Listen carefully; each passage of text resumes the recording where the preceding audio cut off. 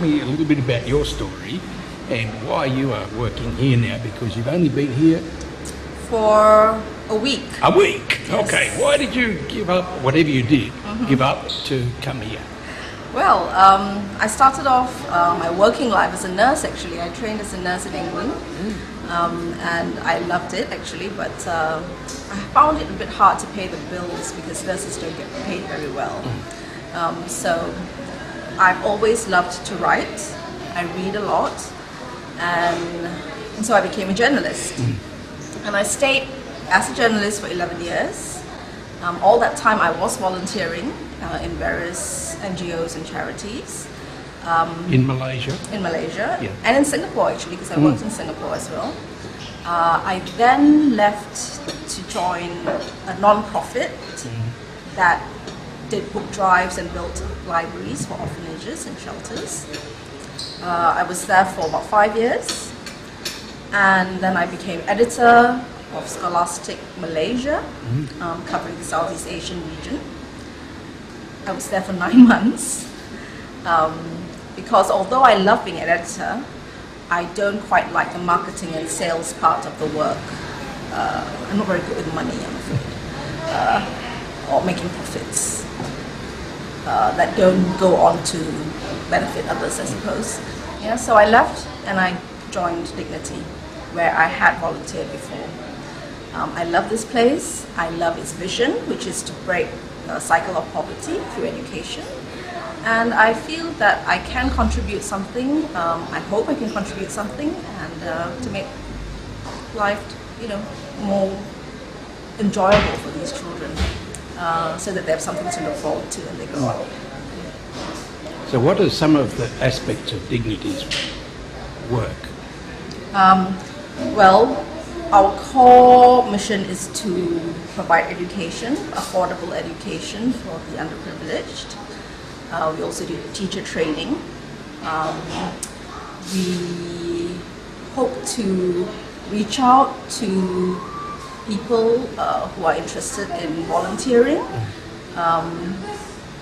because we feel that everyone has a part to play, to make life different, make life better for these kids. So some of these children, what are some of the disadvantages? You're telling us that some are stateless or Yes. refugees? About 80% of our kids are refugees. 80? 80, Yeah. about 80% from Myanmar, Sri Lanka, Cambodia.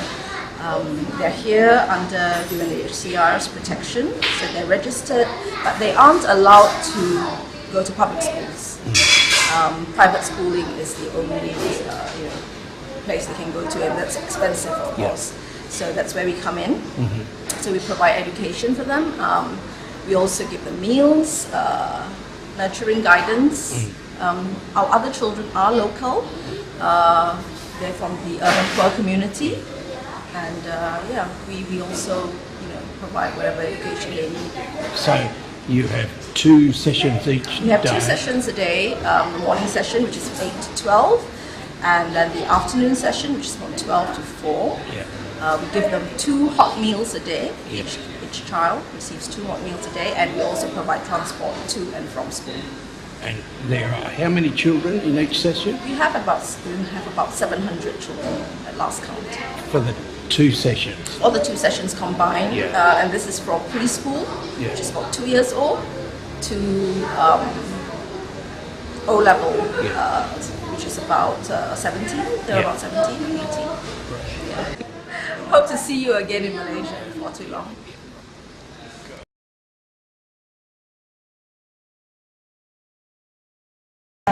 Ram used to be a nurse, and now she teaches our toddler class.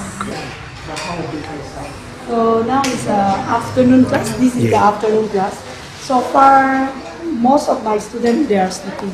Yeah, sleeping. Yeah, sleeping because they are from morning. Okay. Afternoon. Our main goal for these children is to develop their independence. Because from 2 to 4 years old, most of them. I have full session, 18 students of full session. Morning class is 7 of them, and 13 from the afternoon class. So basically now it's lunchtime. So they have We just finished the reading class. Reading time, I mean. You've been reading to them? Yeah, we do reading Yeah. time every day as for their language development. Yes. Now that's, you're reading Malay or English or English, both? English and one Malay, Really? but basically more in English. That is brilliant, because this is the time to learn language skills. Yes, yes. This age, they are Yeah. sensitive to language. Let me tell you a little story. We had one very good friend. He was German. His wife was Swedish American, so she spoke English, and they were living in French Cameroon in Africa, in a village. So the boys were very slow developing language skills. Until they were 3, they couldn't speak. But when they started speaking, they spoke to their father in German, their mother in English, and to the children in the local language. They knew by the context which language to use, but it had taken them, a little bit longer to start being confident. So you are doing wonderfully. Thank you, thank you. Yeah.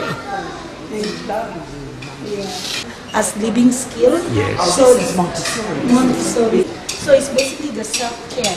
Yes. So they do The learning with real real things. Yes. So the children will expose with.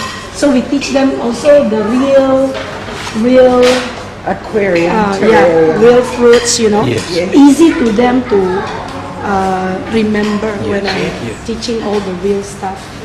So you would say that in the 2 languages, those fruits? Yes. Yeah, Yes. good. with in Malay and English. In Malay and English. Yeah. Yeah. Okay. And they can distinguish which one is which. You say them both at the same time or 2 different times? Yeah. Separate time. Yes.